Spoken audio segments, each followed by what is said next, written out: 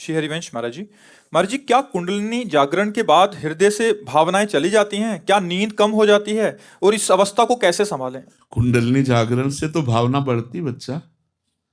भागवतिक शक्ति, कुंडलिनी क्या है? एक भागवतिक शक्ति है।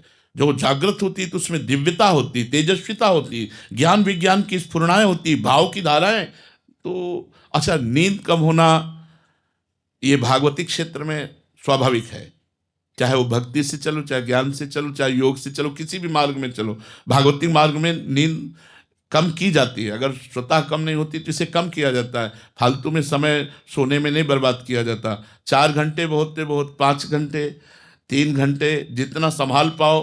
भोजन, बोलना और नींद, पहला साधक इन तीनों पर कंट्रोल करता है।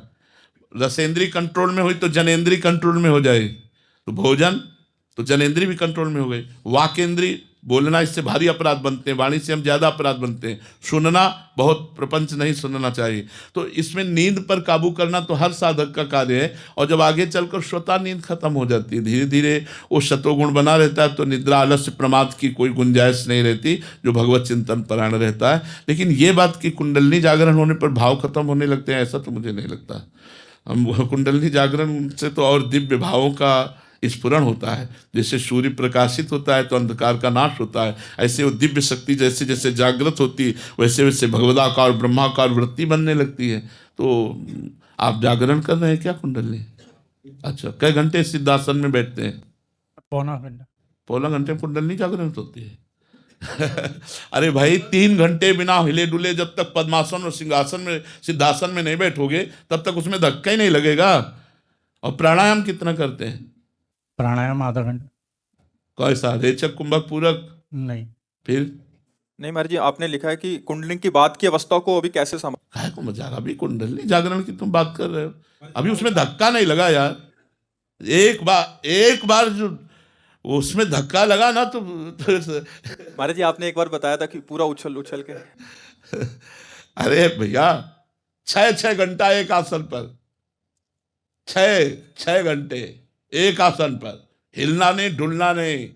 और भगवदाकार वृत्ति, मंत्राकार वृत्ति, ऐसे कुंडली 90 प्राणायाम, रेचक, पूरक, कुंभक। बाल्यावस्था से भगवान के मार्ग में है तो पहले से ब्रह्मचारी, महावाग के संन्यास, उस मार्ग से गुजरते हुए आए। तो आज हम वैष्णव मार्ग में, लेकिन पहले हम संन्यास मार्ग में थे। तो यही महाराज जी, हमें लगे कि हमारी कुंडलिनी जागृत हो गई है, तो फिर कैसे संभालें महाराज जी? भैया, जब कुंडलिनी जागृत होती है ना, तो संभालने की शक्ति उसी में विराजमान है। आप क्या समझते हो, कुंडली जागरण के लिए 2-4 लोगों को चाहिए क्या संभालने के लिए? उसी में पावर विराजमान होता है। वो भले उठा के कितना भी पटक दे, चाहे जितना, उसमें पूरी सामर्थ्य रहती। कोई ऐसा तो नहीं कुंडलिनी जागरण वाला पागल हो गया, खोपड़ी खराब हो गई, ऐसा। हाँ, प्रारंभिक कुंडलिनी जागरण में यदि कहीं गलती हो गई तो व्यभिचारी बन जाएगा वो। कुंडलिनी जागरण करने के अभ्यास वाला अगर किसी भी तरह वीरपात करता है तो नष्ट हो जाएगा, वो पतित हो जाएगा। ये बहुत सावधानी की जरूरत है। हम कहते हैं राधा राधा रटो, सब जागरण हो जाएगी, तुम्हें पता भी नहीं चलेगा। तुम्हें पता भी नहीं चलेगा कब कुंडलिनी जागृत हो गई। जो कुछ प्राप्त होना सब प्राप्त हो जाएगा।